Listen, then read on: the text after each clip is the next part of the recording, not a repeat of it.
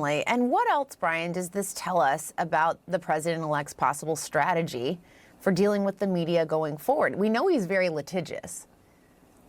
One word comes to mind, the word emboldened. Trump and his team is going to be emboldened by this settlement by ABC, because rather than fight this out any further, rather than trying to go to trial, ABC is choosing to settle. What does that mean? Maybe that means ABC had embarrassing emails or text messages or other material that was going to make the network look bad. Remember, that's one of the reasons why Fox News settled against Dominion last year. Sometimes networks settle because they don't want to drag it out any further and get embarrassed in the court of public opinion. But regardless of ABC's rationale, and they won't say why exactly they've decided to reach this settlement, it will embolden Trump and his allies who, as you've said, have shown they want to use the courts in order to achieve certain outcomes they want. In this case, they believe justice is being done by holding ABC accountable. Others would say this is a form of lawfare where you're using the courts to tie up news outlets and embarrass them and cost them, in this case, millions of dollars. I'm really struck, Jessica, by the dollar figure, by the way, $16 million. That's a lot of money for any news outlet to be paying out. And that's going to have, I think, far-reaching ramifications. You're going to win so much, you may even get tired of winning. And you'll say, please, please, it's too much winning. We can't take it anymore. Mr. President, it's too much. And I'll say, no, it isn't. We have to keep winning. We have to win more. We're going to win more. We're going to win so much. As you saw from the intro, George Stephanopoulos from ABC News has settled a lawsuit with Donald Trump where he has to pay him $15 million. Donald Trump ain't tired of winning yet. $1 million for his attorney fees. Damn. And Stephanopoulos apologizes for false claims he made.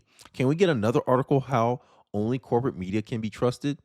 Oh, you must pass journalistic standards. This is why traditional media should be more trusted than alternative media. People on X been saying this for a long time. People on social media have been saying this for a long time that, hey, look, George Stephanopoulos lied there when he called Donald Trump a rapist. Like, he wasn't charged of rape. It wasn't a criminal case. How can you say that? Many people online, many liberals online were sitting here blatantly lying. The Kazakhstans come to mind. Hell, even people, the hosts from The Morning Joe were saying this stuff when they were trying to defend this guy. And now the media is concerned that this further hurts their credibility. And it does. It's so crazy, right? Here's more reactions. George Stephanopoulos was set to sit for a 4-hour disposition and have his email subjected to discovery. That's why they settled the case, to prevent people from learning how much ABC News lies. Possibly. And many people are repeating that as well. But this ain't the first time he's done something like this. But before, I go into further, some of you may or may not know, this is the exchange that got him tied up with the legal defamation by Donald Trump. Still get judged for it today. I'm asking you a very simple question. And I answered it. You're shaming me for my political choices. I'm asking you a question about why you endorse someone who's been found liable for rape. It was not a criminal court. This was a civil court. It was a civil court. And by the way, she joked about the judgment and what she was going to do with all that money, and I find that offensive. I'm asking you about the man as a rape victim who's been shamed for years now because of her rape, you're trying to shame me again by asking me this political question. You've repeated that again. I think it's offensive. As a woman, I find it offensive. For my political choices, I've endorsed the man that I believe is best for our country. It's not Joe Biden. And you looked at the dueling rallies yesterday in Georgia. Laken Riley's family was with Donald Trump. They weren't with Joe Biden. The same guy yesterday that apologized for calling her killer an illegal, who wasn't illegal. And here you are trying to shame a rape victim. I find it disgusting. I mean, you keep saying I'm shaming you. You are. The question, it is. How is the question asking you about a presidential candidate who's You're asking a rape victim. And there's no question about that. And you've courageously talked about that. Because I've been raped. I think that's disgusting. No, I'm questioning your political choices because you're supporting me. You're trying someone who's been found liable for rape. Actually, I'm not trying to. You are. That's exactly. You're not answering the question. In politics, you have to have a long memory, right? And you have to look at the associations many people have. Like George Stephanopoulos has been known to be an avid defender of Bill Clinton, right? And Megyn Kelly called this out a while ago. I remember when this story first broke. Megyn Kelly went on a crusade against this guy. Like she brought up all the dirt. She talked about, look, he used to be the communications director for Bill Clinton.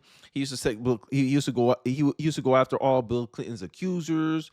Bill Clinton did a similar thing with the hush money trial that all the liberals pretend to be fake outraged about. Bill Clinton did something even worse. He paid $800,000 to his alleged person to be silent about their possible interaction. The media, yeah, everything's relative for you guys. It's bad when Republicans do it, and it's okay when Democrats do it. It's the same thing y'all do with Doug Emhoff. Doug Emhoff has been accused of physical abuse. No one said nothing out of the liberal media. But God forbid, Donald Trump was in that same position. It would have been all over. It would have been all over the news. And this is the bias that many people highlight when we're talking about mainstream media. And this story here just further solidifies my stance. I will trust the internet more than I'll trust the TV. And I don't care how many people get mad in the comment section. I don't care, oh, these people ain't journalists. Well, George Stephanopoulos isn't a journalist either.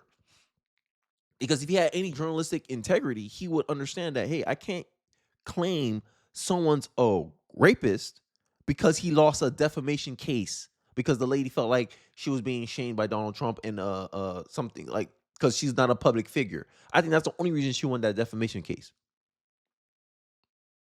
So pretty much Donald Trump got hit with slander, and the irony is you got hit with slander by Donald Trump. Make it make sense.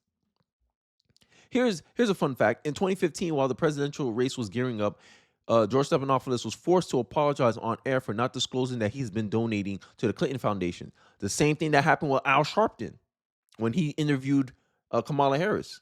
He didn't disclose that Kamala Harris donated 2 times to his foundation. And George Stephanopoulos had to answer for that. And he had to be removed as a moderator for a debate. Now, Al Sharpton didn't do a debate, thankfully. Thank God. But obviously, there was a conflict of interest when he's here giving softball interviews to Kamala Harris. Trump just keeps on winning. So when Trump was calling the media fake news, and I always show the stats. I showed the stats numerous times on this channel, is that Democrats are the only people, like 58% of Democrats are the only people that still trust legacy media.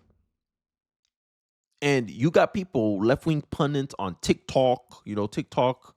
Let me show you TikTok. And I know I'm going, but there's not much else to say about this case. They lost the case. They spread fake news, right?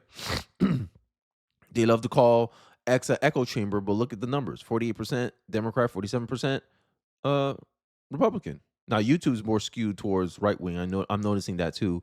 Facebook as well. But look at TikTok. Look at Instagram. Look at Reddit. All right. So then you got these people on TikTok, right, that are mad that this is happening. That, oh my God, you emboldened Trump, as you saw from Brian Stelter. ABC News star anchor George Stephanopoulos have reached a settlement with Donald Trump for $15 million after some anonymous asserted that Trump was found liable for rape in a civil case while interviewing Nancy Mace. After the network played a clip of Nancy Mace discussing being a victim of rape, Stephanopoulos asked, how do you square your endorsement with Donald Trump? You guys know, you saw the clip already.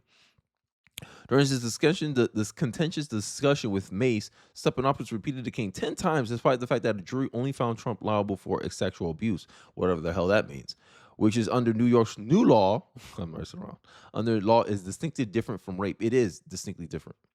After Trump sued for defamation, Stephanopoulos was a pissy little midget, telling CBS last night host Stephen Gover, sorry, I can't read today, that he wouldn't be cowed out of doing his job because of the threat. Trump sued me because I used the word rape, even though a judge said that is in fact what did happen. We'll file a motion to dismiss. Final last words of George Stephanopoulos. The settlement in the latest is in a string of legal victories for Trump, ranging from dismissal of his 2020 fraud lawsuit to his classified records case. Trump has also granted a request to file a motion to dismiss in his Stormy Daniels case, right? Trump is separately suing CBS for $10 billion in damages over deceptive conduct. And isn't it not deceptive? Many people, I already said it. I don't know how many times I'm going to say it, but this just continues to reaffirm my stance, right? I talk about how many Americans says that the media is a threat to Americans. I already talked about on this channel how Many Americans believe that the political division that's happening in our country is being sown by the media. I cover the fact that the media covers Donald Trump 89% of the time negatively. Is that not propaganda?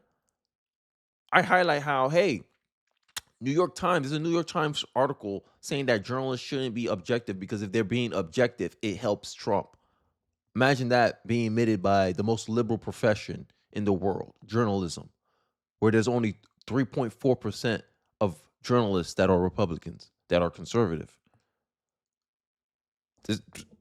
I mean, but they swear up and down that we should trust them, right? They're objective. No, you're not. You're no different than people online. The only thing is you got a fancy suit on. You get paid millions of dollars to lie. I'm talking about George Stephanopoulos now. And you got like $1 million production studio behind you, where a guy in his his office room can just sit down, pull up an article, give his thoughts, and it'll be as accurate or more accurate than what you're displaying, because I'm not here trying to conform people's thoughts. I'm saying, hey, look, here's what happened.